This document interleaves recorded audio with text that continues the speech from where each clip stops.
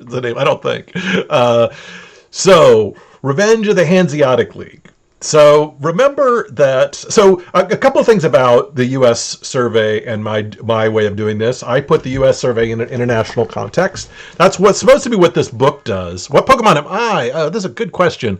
Uh, I am. I'm probably grass. Yeah, I'm embarrassingly boring and grass. So Lord of the Nerds, absolutely. So okay, sorry, I got lost there for a second. In terms of background, this is the U.S. in a kind of world history, and I think it's really important to understand American history in a world history context because we can't really make sense of U.S. history unless we figure out how it fits into the world. And in terms of my training, I had no European history when I was in school. I took African history, I took Chinese history, I took Latin American history, and basically no European history. But that said, I think it's important to understand something about Europe in the context of this history. We'll be spending a lot of time talking about the role of Africa in the New World. We'll be talking a lot about Latin America.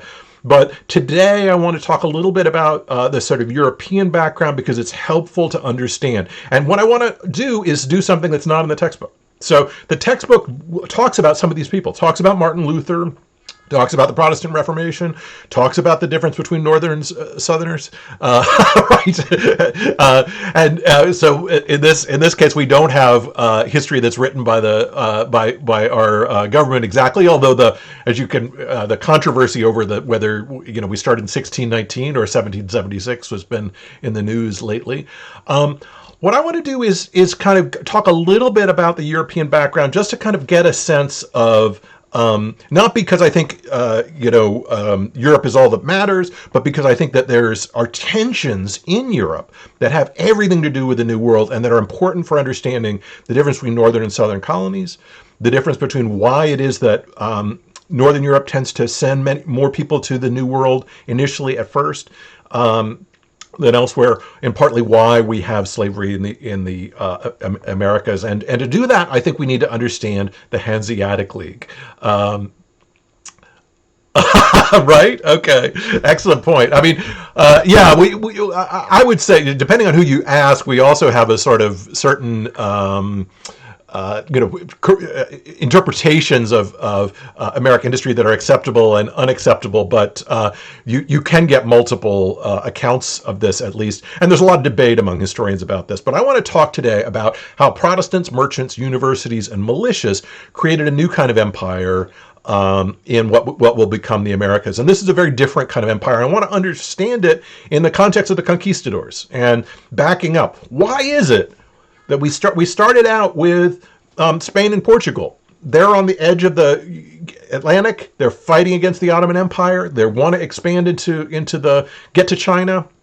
They find this way to the west. They should have been the people, at least Spanish and Portuguese conquistadors would have told you, that they should have been the people to have colonized the New World. But something different happens. And I want to talk a little bit about how that works. So, to start with, remember that we talked about the encomienda system, and you just can't quite see encomendero there. There's an encomendero there on the left, or encomendera. Maybe encomendera. No, my Spanish is terrible. Maybe Theodora can correct me. What's the plural of encomendero? The tribute labor on the right. And this encomienda system is basically when the conquistadors arrive, encomenderos. I should have looked for the S. Just an S. Okay. The encomenderos on the left and tribute labor on the right. That's the model that the conquistadors have. They sort of decapitate this empire that exists, the Aztec Empire, the Inca Empire, the settled empires that are in Central and South America. And it doesn't it provides a tremendous amount of wealth for the New World, but the people that are going to settle into what become the Americas are going to be different groups of people. They're going to be Africans, and they're going to be people from Northern Europe, many people from Northern Europe, but I want to talk a little bit about why that happens. Okay. We also talked about Portugal and the way in which Portugal sets up what will become a system of African slavery, in which, in part, because native peoples who are in the Americas can basically escape. They can go west. If they are enslaved or badly treated, they can disappear. And so, what the Portuguese decide initially, starting in the around let's see, 1500 or so, they establish these little islands where sugar is produced, capture Africans. We're going to talk about the slave trade next week and the week after. Capture Africans, bring them over, and create a system of slavery, which is sort of factories in the field. All right. That's Spain and Portugal. But the people who settle in the region that we call the United States now, and which mostly North America, we're talking about a lot of people who are Africans, but also a lot of people who come from Northern Europe. And I want to talk today about shareholder capitalism and settler colonialism. Both of these things are intimately connected. This model is no less brutal than the encomienda system or the Portuguese system of African slavery. It's also a brutal system. If conservatives are likely to emphasize the shareholder part of it, liberals or radicals are more likely to emphasize the brutal expansion at the expense of native peoples. To me, they're both two sides of the same coin. Shareholder expansionism is brutal, but also effective in deploying other people's money. The term is settler colonialism. So settler colonialism is basically colonialism in which people kind of settle on a region rather than coming in and grabbing native people and making them do what you want, which is the encomienda system, or taking Africans and bringing them to this new world and using them as labor. Settler colonialism is about moving into this region and basically driving out native peoples, and that becomes the kind of model in much of New England, New York, and even in the American South. So settler colonialism. So that's what I want to talk about today, and I want to suggest that shareholder capitalism and settler colonialism are intimately linked. Okay, so the Hanseatic Leagues begins around 1159 or 1160, and it's a group of independent merchants who are, this is a sort of prehistory of capitalism in a way, a group of independent merchants who establish, I'm going to slow down because I keep going too fast, a group of independent merchants who establish monopolistic trading practices. I get so excited I keep talking fast, but I'll stop doing this. This is the Hanseatic League. They set up little protected warehouse housing districts in ports that are called free ports, and they're separate sections of these cities on the coast of the North Sea and the Baltic here. They set up their own unloading and weighing facilities. And there's an area in London called London over here, 1159 or 1160 here on the top. We don't know for sure exactly when the Hanseatic League started, but let's say 1159 or 1160. Basically, what the date's not so critical. It's really basically the Middle Ages. A group of independent merchants in London, they create a place called the Steel Yards, which are still there in London, and these are people who are part of these regions but are not part of these regions. They settle in long 3-story buildings, initially without windows. The bottom floor is for trading. The upper floors are for living. In the back were the meeting rooms, and there were stone cellars for storage of wine and valuables. They had a shared blacksmith or two. They had shared cooking and gardening facilities. And so if you're in the Hanseatic League, you were very likely to be, almost certainly to be, in the league itself, you were a young man. You entered at a young age. Your hair was cut short. They were entirely sealed in a guarded space. They were accepted. The Hanseatic League was accepted as sort of an untouchable realm by kings, queens, dukes, and mayors. So there is this sort of existing system, but these Hanseatic merchants, and this is some of the images of the Hanseatic, reconstructions of Hanseatic merchants. These people with this sort of short hair. They have a very distinctive look. They're fairly well off. They settle in these buildings, and this is a Hanseatic port here. And this closed area where just Han's traders are interacting with each other are distinctive. Now, it's not that there are no women in the Hanseatic League. There are, but many of the people who are the kind of forward-facing folks in the Hans are...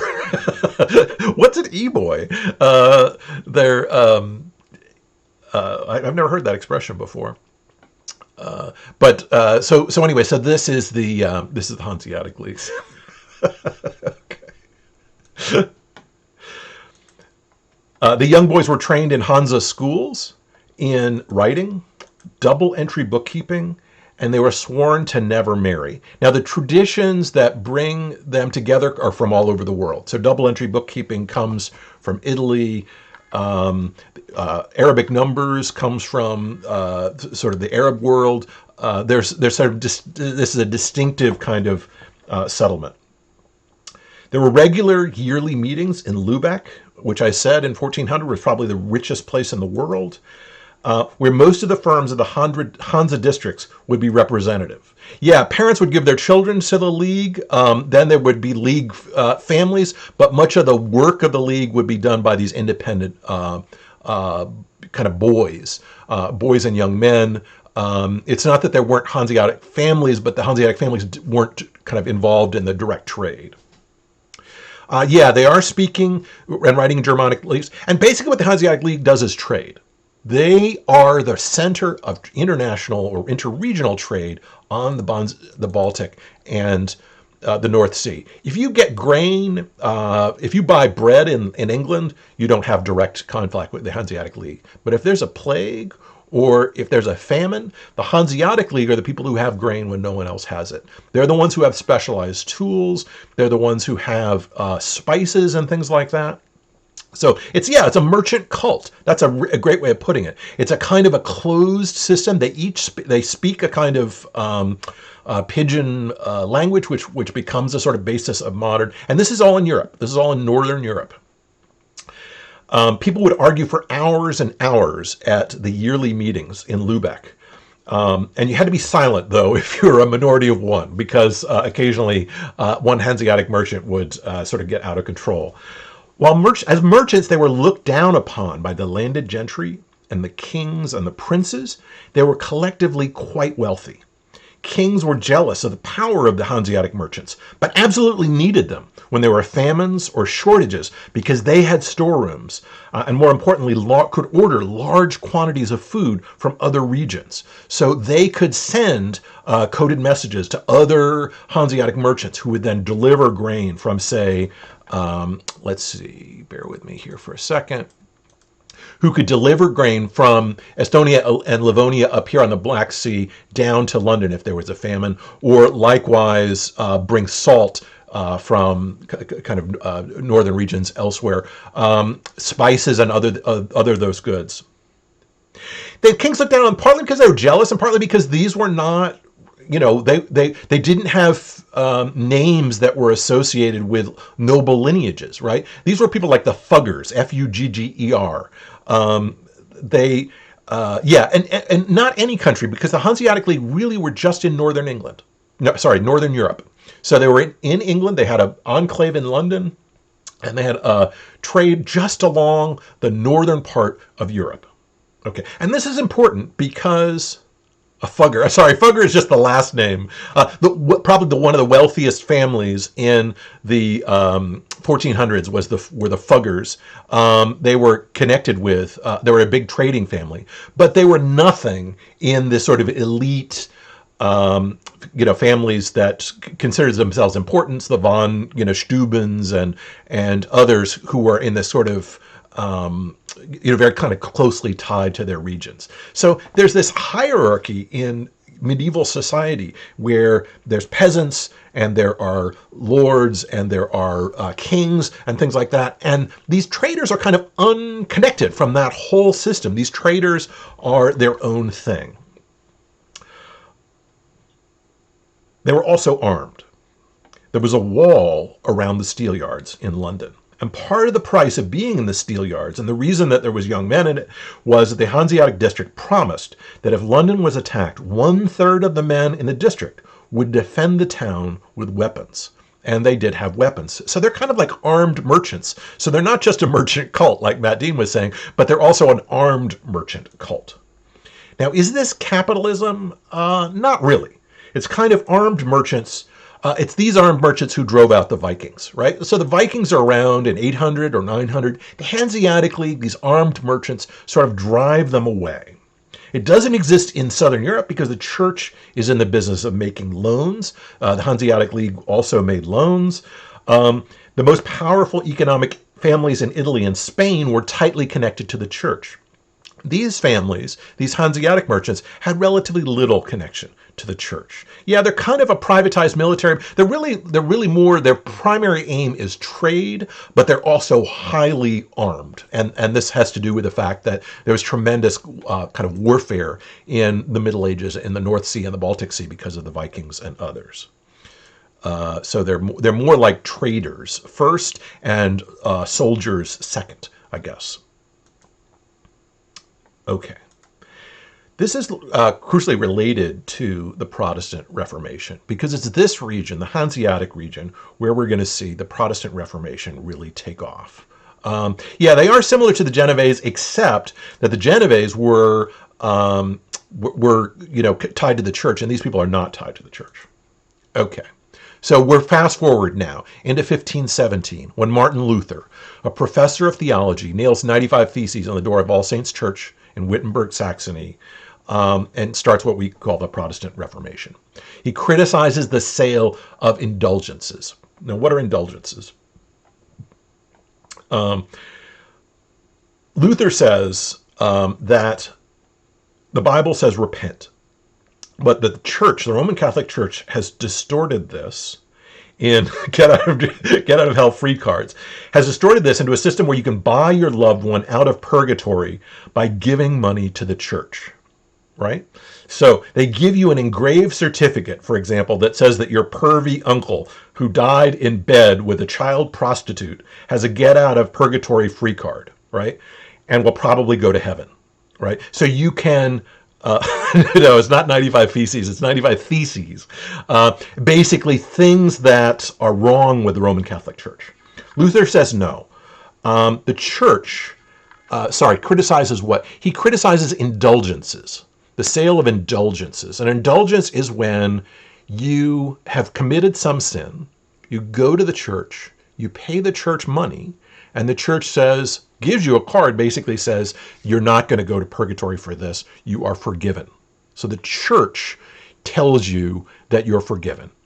According to Martin Luther, his reading of the Bible, he says, only Christ gives you that gift.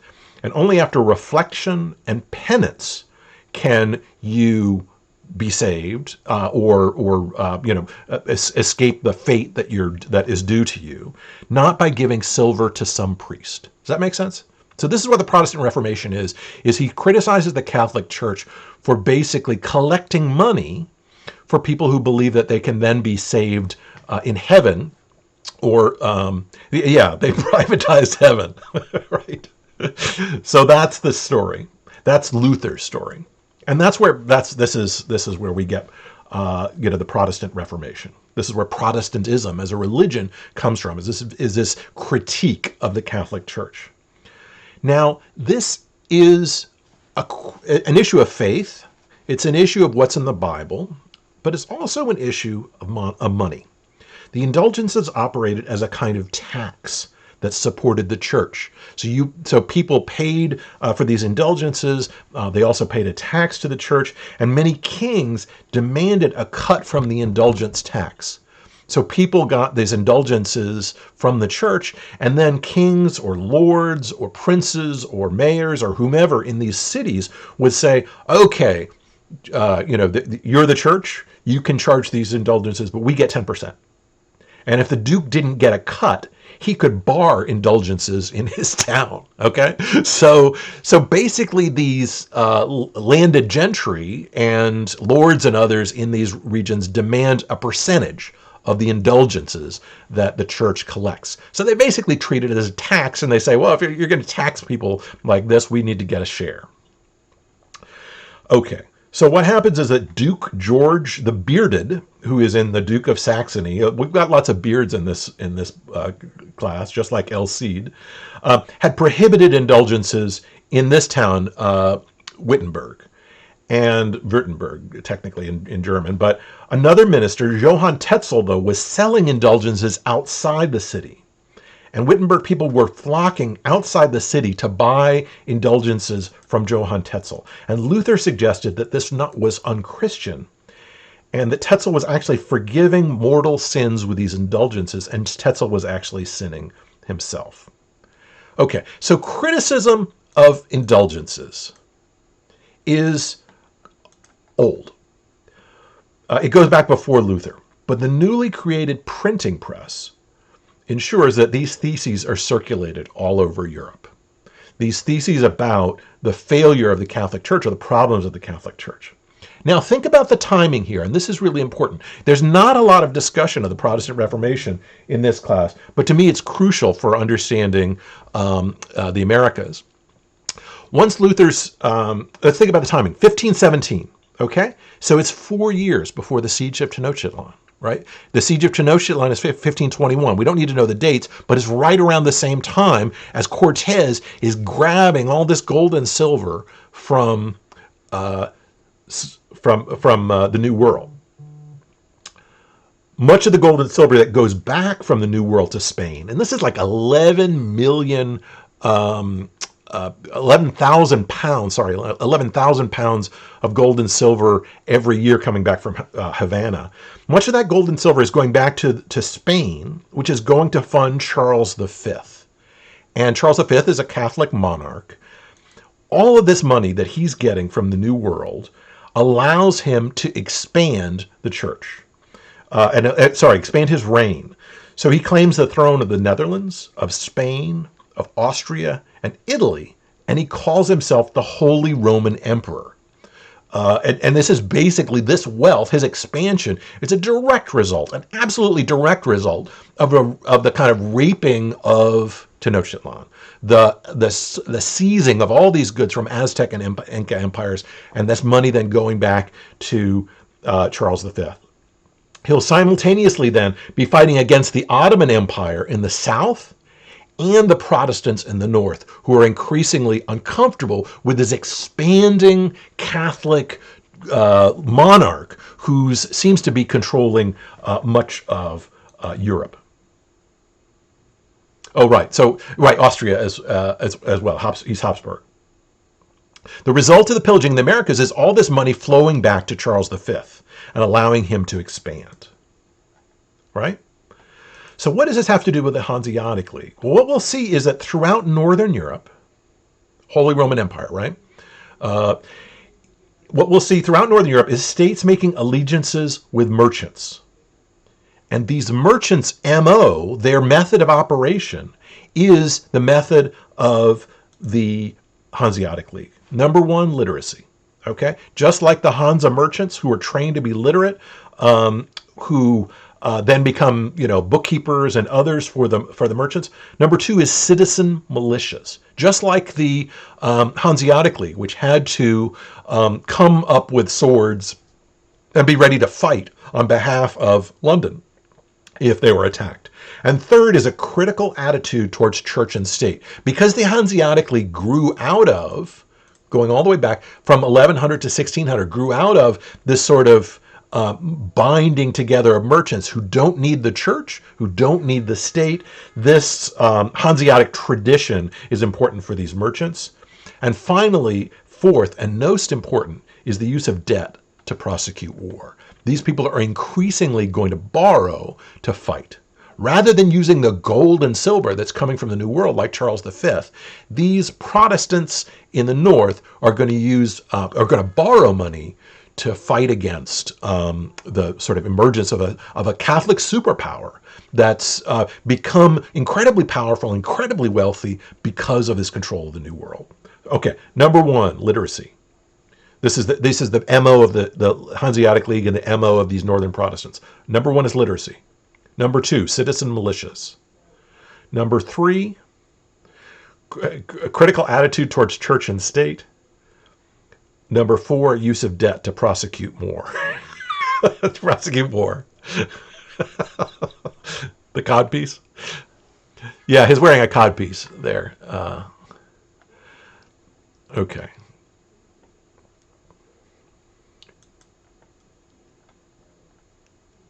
Yeah, I'll say them again. Sorry. Number 1, literacy. Number 2, citizen militias. Number 3, critical attitude towards church and state. And number 4, use of debt to prosecute war. All four of these things are kind of merchant or Hanseatic traditions that Northern European Protestants are going to use to fight against Charles V. Okay? So they're going to be kind of Northern Protestant, the sort of quivers in the bow of Northern Protestants who are going to fight against the power of Charles V. The fight against the Holy Roman Empire. Okay. So we have wars in Europe that are in part religious wars, right? That's the standard. If you took European history, you learned that they're religious wars. But the thing behind these religious wars is that Charles V is expanding and increasing his power. The church is increasing its power in part because of all this wealth that's coming from the New World. So the 80 Years' War in the Netherlands from 1568 to 1648 is just one of the European wars of religion between 1568 and 1648. So basically, the dates don't matter, but just look at this: 130 years of wars between Protestants and Catholics, and it's fueled in a way by all of this wealth coming from the New World. Right? Wars in Europe is an understatement. These are tremendously horrible wars. The Spanish Empire, for example, massacres in the Netherlands, just in Northern Europe and in the Netherlands, massacres civilians in Naarden in 1572, to Zutphen, Haarlem, Oudewater, Maastricht. The Dutch, if you've ever been to the Netherlands, those people are very nice. Right? But they are not happy about the Catholics, right? So nobody has a coexist bumper sticker at this point. You are either a Catholic and you hate these dissenting Protestants who want to read the Bible in their own languages, or you're a Protestant and you despise the Catholics who want to expand the power of the Holy Roman Empire to increase this sort of... So both of them are hierarchical. Both of them believe in a kind of order of society, but both of them hate each other, and that's what these wars are about. Yeah, in a way they are world wars, right? Because they're vast. The War of Jenkins, a lot of these religious wars are world wars in some sense. Okay, so the Dutch. If we want to understand how it is that this sort of Northern Europe kind of counters simultaneously the growing power of the Spanish and Portuguese monarchs, and the kind of emerges as a new power in Europe, is this 100 curiosity points. Excellent. Is to think about the MO of the Netherlands. So let's go back here for a second. And where is the Netherlands? Because Holland is the first. So let's see, where are we? The Netherlands, Hamburg, Groningen. Right, so this, okay, Amsterdam's here.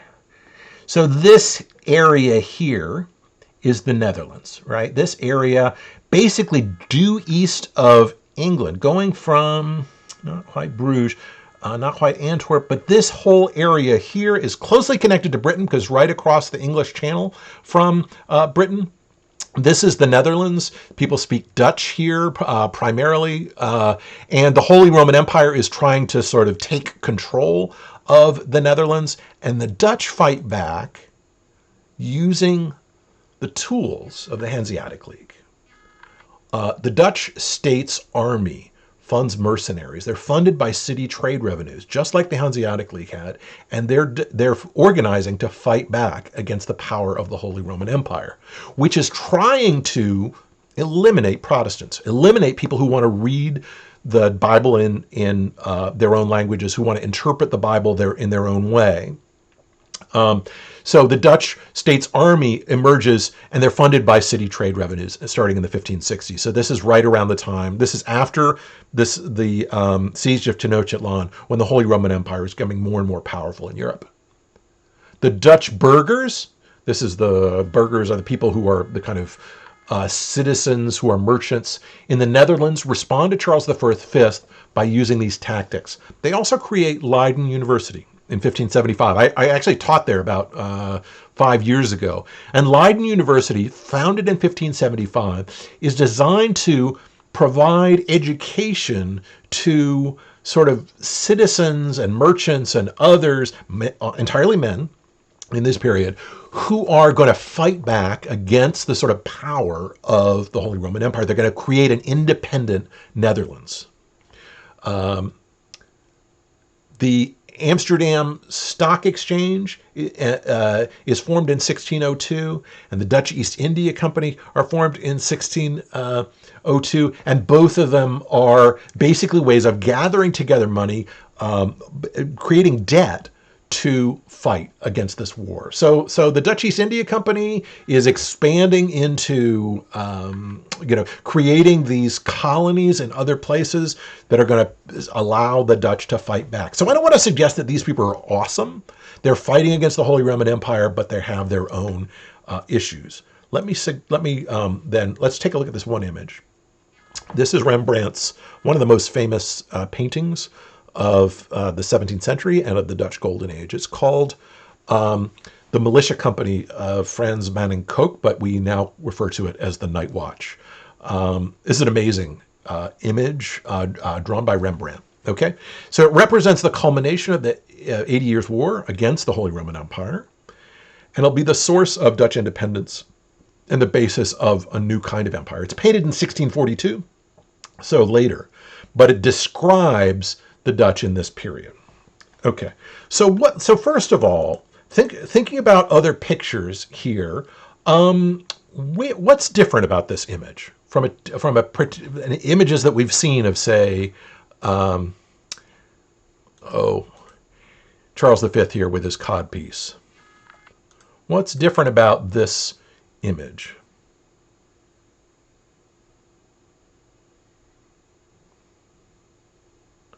What's distinctive or odd or interesting about it?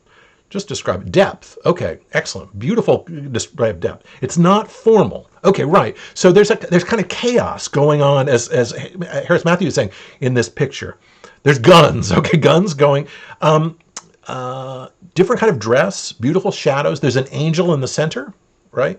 Who's here? This is the child that represents the future of the Netherlands. Multiple people. Yeah, they're recently restoring at the Rijksmuseum. Folk, weird hats, dramatic points of light going all. So yeah, usually it's more of an action shot. Excellent. Chiaroscuro. Okay, yeah. So up in the top here, you can see shadow and all sorts of play in the shadows. Which this this oh, is it? Oh, okay. Okay, so the top hat guy is Frans Van and Kock, and on the right is William van Rutenberg.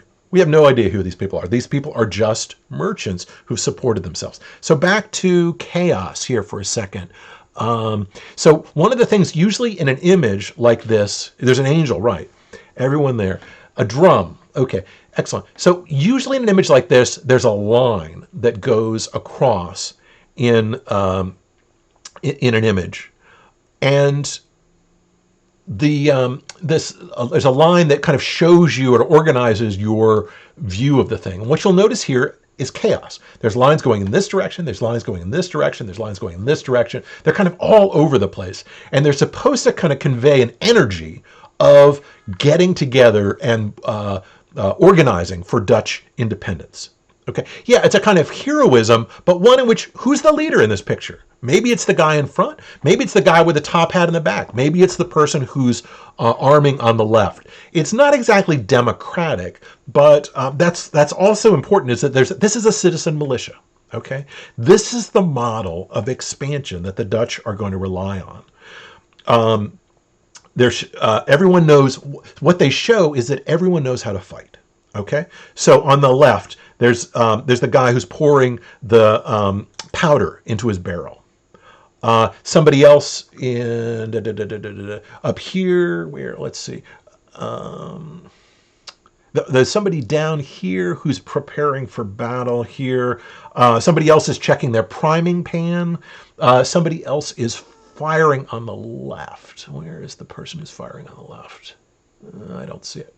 The pike is designed to sort of represent a sort of nation, a whole nation that's armed. Now, it's not the whole nation. There are no women who are armed. But all of these sort of burghers, top left of the screen is the firing. Okay.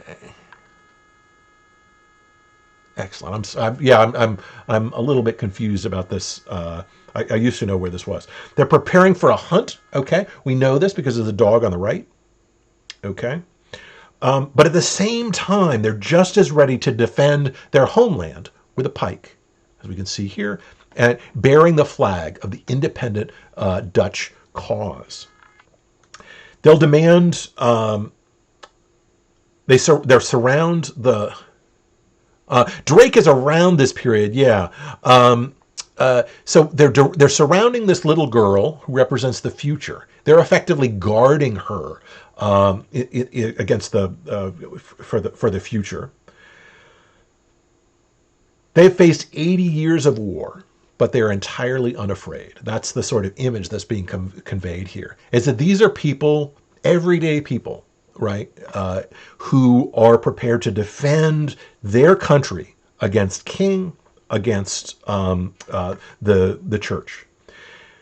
These armed merchants are the heirs of the Hanseatic League. They'll increasingly be the most politically influential Calvinists and Lutherans and Puritans. Okay, Calvinists and Lutherans and Puritans all have slightly different interpretations of the Bible, but each of them believe that the Bible should be interpreted on one's own. One should have literacy, interpret the Bible, and then defend one's interpretation. They'll be influential in England in the sense that they're going to overthrow the king in the 1640s. They're going to be supporters of the English Commonwealth in the 1640s. They'll demand more freedoms in Germany and the Netherlands and the UK, but they'll also be keen on building a new kind of merchant-centered empire. So rather than an empire that depends on these sort of warriors like El Cid, rather than an empire that depends on a Catholic Church, they're going to be a kind of merchant-centered expansion. The military-centered empires of Spain, Portugal, and even France will become less capable of exploiting non-European regions. And so this is why simultaneously we have the emergence of a sort of capitalist order in which people are they're actually going to be selling the debt of the state of the colony of the Netherlands, right? So the Dutch say, our future is bright. We're going to defend ourselves against the Holy Roman Empire. You have to believe this. To do so, you should buy bonds, which will pay you off over time with the taxes from this new Dutch state that's being formed. Okay, so we'll talk more about debt in the future, but debt is a really crucial part of this. They'll increasingly be powerful. Okay, so now let's talk about England. We've talked about Northern Europe. We've talked about this new ideology that's connected with the Hanseatic League, this new method of sort of self-defense connected with those four things that I mentioned before, going back to the sort of Dutch. Where are we? Literacy, number one. Citizen militias, number two. Critical attitude towards church and state, number three. Use of debt to prosecute war, number four. Okay, that's again the MO. All right, so why England? Okay, we've talked about this whole Northern European Hanseatic area. We've talked about the Protestant Reformation, which hits this Northern European area, but why England? To understand why England, we have to think about fish. The population growth in Northern Europe is vast, and there's tremendous population growth. It leads to overfishing in the Baltic. And where's the Baltic? Go back here.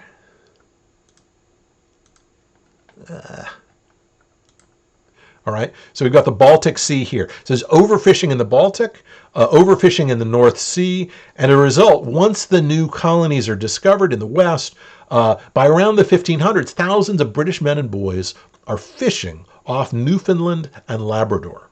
Okay? And this is going to be where Britain's going to get a navy. Britain has a crappy navy before 1492. But once the New World is discovered, Britain starts to send over ships, basically sailing ships, basically fishing ships, to not to settle, but to collect fish in this region, the land of the codfish, Terra de Bacaloa. And from about 1500 from around 1500 to about 1650, for 150 years, Britain is going to be collecting fish. They made campsites for the summer and then left around early September to go back to the New World with salted fish. In 1497, Henry VII sent a Genoese sailor, John Cabot, to explore in land that's believed to belong to Portugal. He moves past Greenland into Labrador, what we call now Labrador, and this is what the sort of British discover. The name apparently comes from a Portuguese sailor who was on a British ship, and his name was João Fernandes, and he was a farmer. And so everyone called him on the ship, they called him the Lavrador, or laborer.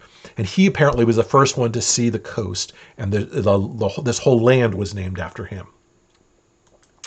The fish derived from the New World helps to solve a serious problem of potential starvation in England. Relatively inexpensive salted fish are available in the winter months. Smaller families have women who begin to take in semi-finished goods like hats, they take in sewing, they take in spinning, to provide the extra money so that they can buy this salted fish for the winter. This becomes the basis for the emergence of what we call capitalism in England, as Europeans relying on this new foodstuffs coming from not the Americas, but from basically northern Canada and Nova Scotia in this area.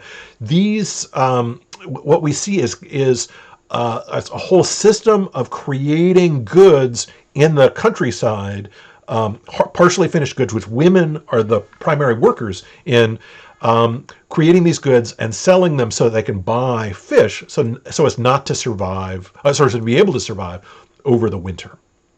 Okay?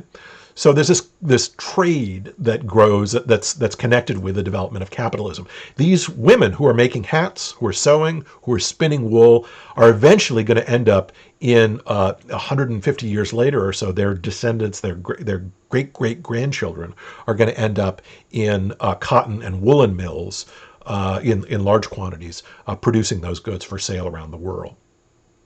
The Tudors in England called these fisheries, that is basically the monarchs of Britain, called these fishers the nursery of ships and seamen. Before 1500, British sailors had little experience with deep water or exploration. Between 1500 and 1600, these voyages of exploration emerge. This is where the voyage for the Northwest Passage to China starts. From 1500 to 1588, lots of experience in sailing, light skirmishing, and exploration. What they're hoping to do is find a Northwest Passage to China. I don't have a world map here. Hold on a sec.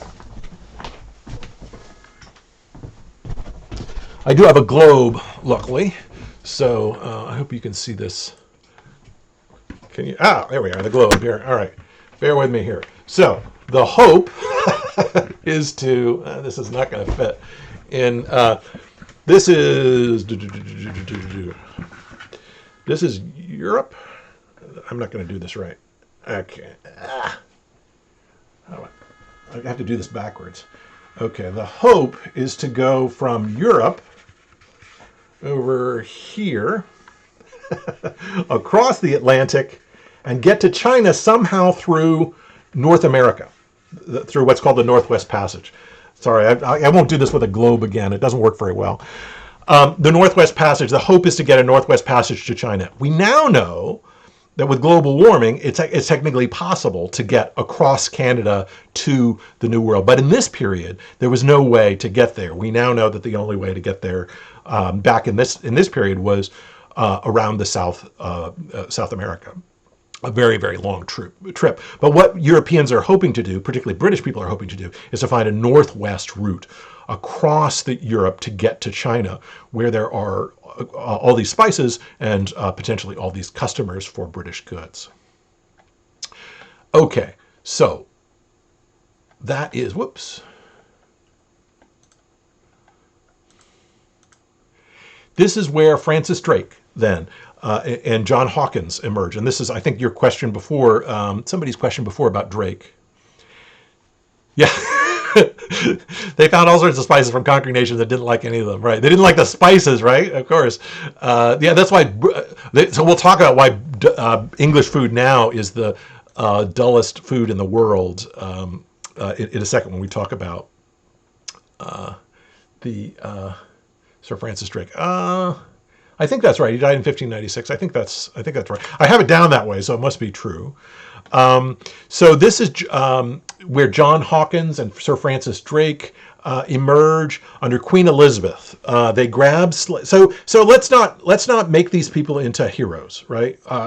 They grab slaves from the coast of Africa. They take them to Hispaniola. They're called the Sea Dogs. They get permission there to trade slaves, so they have no power to grant it, and they return with hides and sugar. They're not supposed to be trading, according to the Pope. They're not supposed to be engaged in this trade, but they do it anyways. From 1560s to 1588, there's a simmering war on multiple fronts between the Protestant Queen Elizabeth and the Catholic King Philip II of Spain. So this is between this is later. Charles V has died, replaced by Catholic King Philip II of Spain. But the Protestant Queen Elizabeth and the Catholic King of Philip II of Spain are at war from the 1560s to the 1580s. It's an undeclared war. Basically, Britain is attacking supply lines. The Queen and her council are stockholders in ventures that are designed to steal goods from the Spanish and Portuguese trade with the Spanish Main. So all the Spanish gold is coming back. Gold and silver is coming back from Hispaniola, from the New World.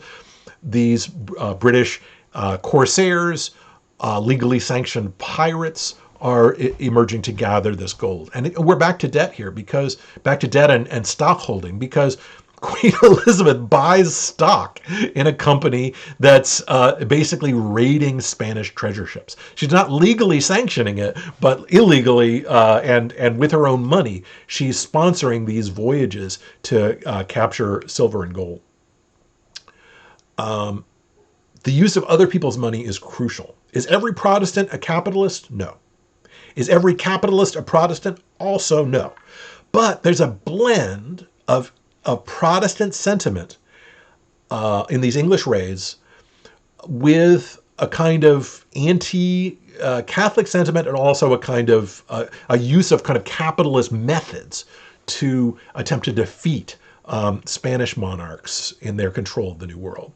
The use of other people's money is crucial.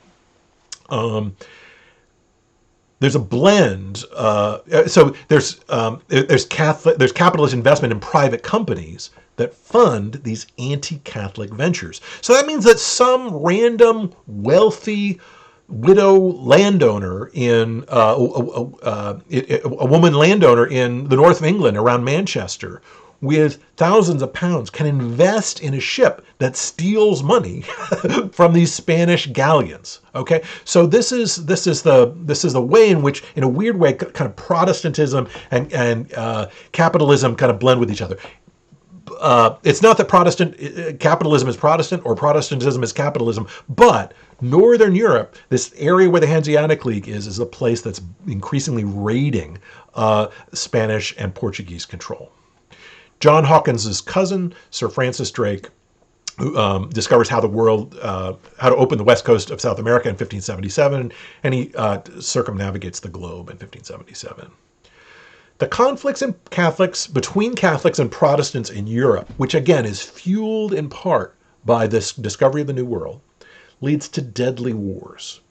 The Reformation produces refugees from places like Antwerp. Antwerp is right here, right just southeast of the coast of England, and These refugees have diverse skills and they settle in both Amsterdam and England. So when we think of England, we shouldn't think of it as just being just British people. There are a lot of Protestants who end up escaping from Northern Europe, going to England in this period. It built up Amsterdam as a center of trade in the Netherlands. The Amsterdam is right over here, a little bit further away from Eastern England. At the same time, Protestant buccaneers emerge from Holland as the Netherlands rebels against Spanish control and also raids Spanish treasure ships. The turning point in the Catholic versus, so this is my interpretation. You'll not find this in the book, although they mention these events. To me, the turning point in this Catholic versus Protestant, imperial versus merchant, European North versus European South conflict takes place in 1588. 1588 is the Spanish Armada. What is the Spanish Armada? Basically, 130 ships sent by Spain to invade the British Isles. Oh, sorry, I've lost my chat. What happened to my chat? Bear with me here for a second.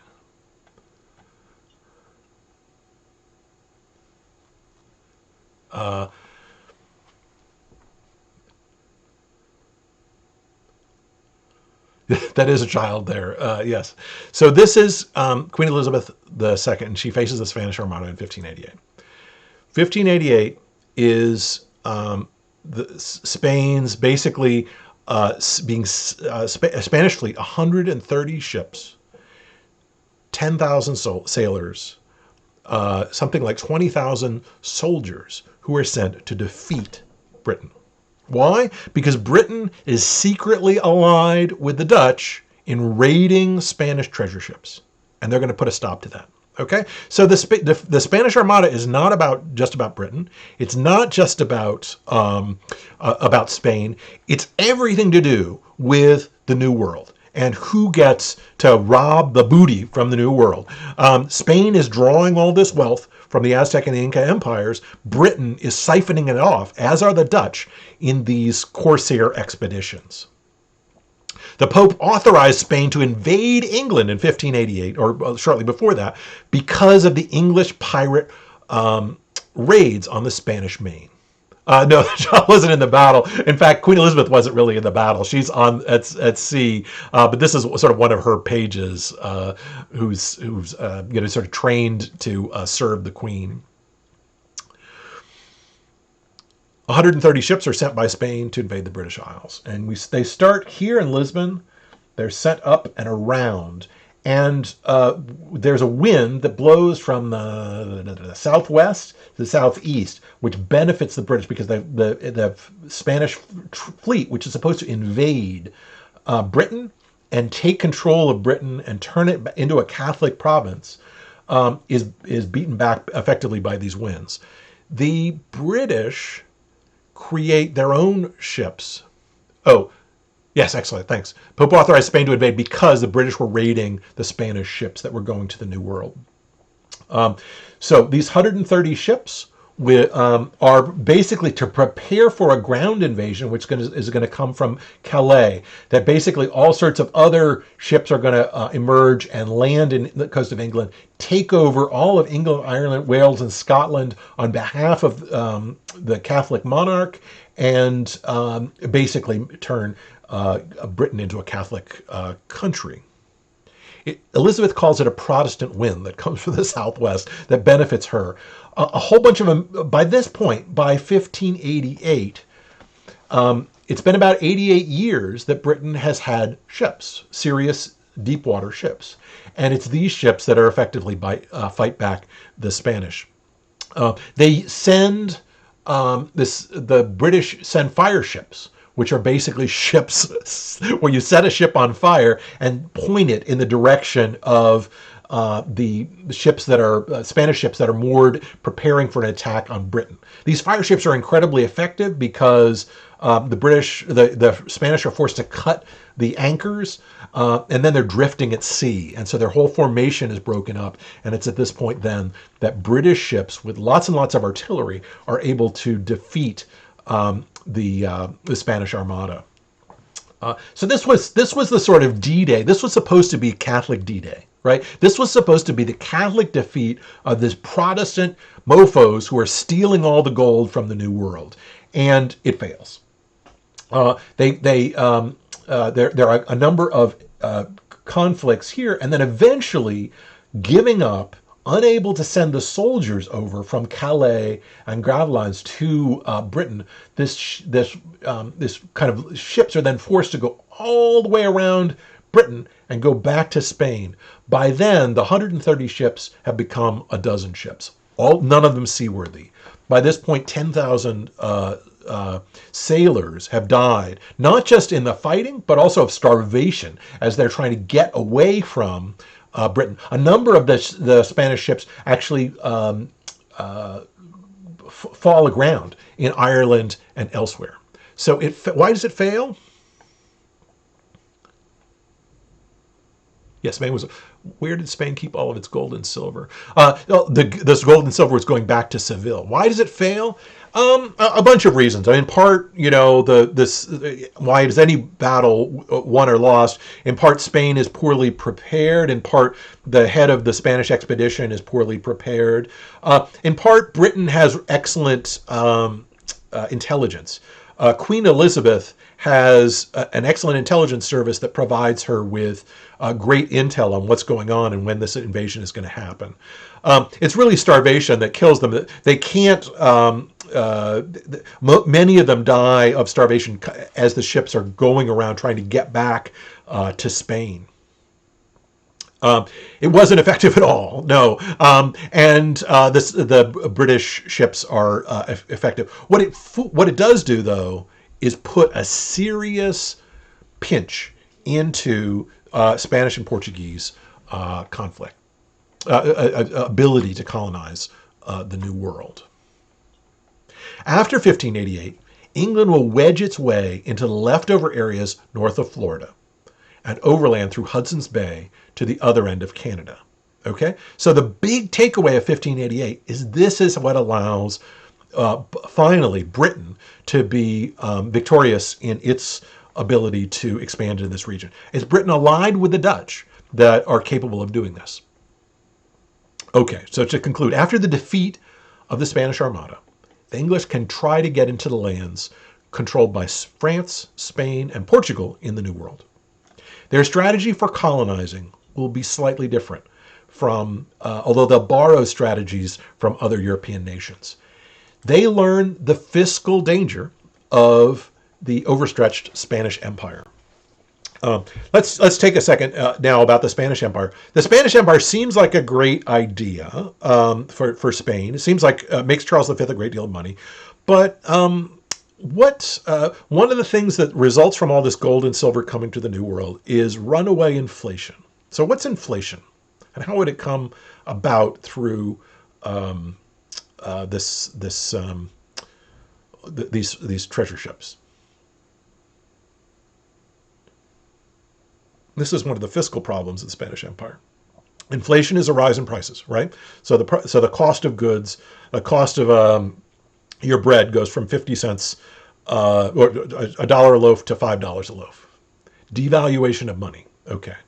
And how is this connected with the treasure ship fleets? All the New World gold dilutes the cost of goods, right? Because gold and silver is worth less over time because there's so much more of it coming from the New World. Does that make sense? So gold and silver buys less and less over time because there's more and more of it. More and more dollars, gold and silver, chasing after the things that people produce. They're suffering from success. Exactly. So the Queen Elizabeth and others just determine that this method of expansion is probably problematic. In a way, what happens is the Holy Roman Empire succeeds too well. It expands very rapidly, and then it decreases very rapidly, in part because of the pushback from many of these increasingly Protestant states that are pushing back against the Holy Roman Empire. Okay, so their strategy is going to be different. It's not going to be gold and silver.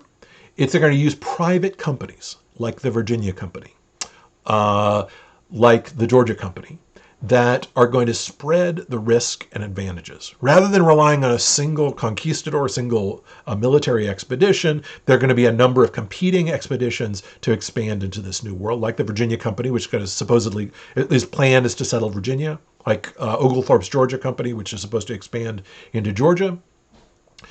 They're going to move into areas where there are few settled communities. This is not the Aztec and Inca empires. This is places where there are settled communities, but they're relatively small. They've grown smaller in part because of smallpox and these other diseases which have shifted through these areas. And they're going to be places where there's not going to be a whole lot of labor. There are going to be two different strategies that Britain's going to pursue. Different parts of Britain are going to pursue different strategies in the New World. In both cases, though, the British settlement of the New World is going to be about dumping people. Okay? In the South, they'll eventually borrow from the model established by the Portuguese off the coast of Africa, plantations. They're going to combine, it's going to be syncretic economically, in that it's going to mix African, native, and European technologies to produce rice in South Carolina, sugar in Jamaica, coffee in Jamaica. This is Britain.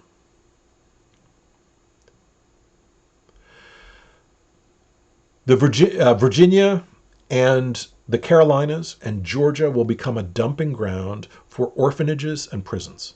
So for those of you that have white ancestries that are, from Virginia, Georgia, or the Carolinas, it's very likely that your ancestor or a number of your ancestors is going to come from an orphanage or a prison in the New World. As Britain is going to have lots and lots of people in prison because of the rapid expansion of population. Lots and lots of people are going to end up in prison for small crimes, and they're going to be transported to the New World in lieu of prosecution. So rather, if you are in prison, you can be transported. So yeah, it's like Australia much later. This is the beginning of a debt colony, right? Virginia, and in fact, they're going to fail. Like the Virginia Company seems like a great idea, and it does bring a lot of people over, but it ultimately is going to collapse. So that's the South. In New England, as the Protestant wars are going to heat up inside England, okay? In 1588, it's basically Protestant England versus Catholic Spain. From after 1588, after the defeat of the Spanish Armada, Britain is going to have a war with itself between uber Protestants, the Puritans, and people who are more committed to a kind of an Anglican church that's allied with the king. New England will become the dumping ground for radical religious communities, like the Puritans, the Quakers, the Pilgrims, settled by men and women. While they rely on Indians, Native American people, they will become, after 1695, both economically and culturally exclusive. They'll create their own banks for spreading risk and creating currency. They'll create universities in the Hanseatic model to train children to read the Bible. But they'll also create people who can be bookkeepers, tinkers, bakers, and engineers. So to conclude, back to our beginnings and back to the Hanseatic League. Bear with me.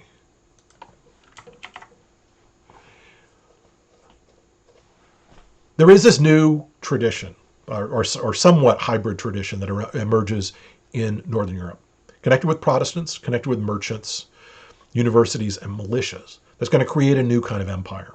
It's an empire that's not about taking control of people and getting them to do your work, like the encomienda system. It's not about, or not always about, at least in the northern part of the U.S., it's not always about enslaving Africans and moving them to do work in this region. It will also be connected with this sort of new model of what we call capitalism, which emerges in the wake of the Hanseatic League. All right. Are there questions then?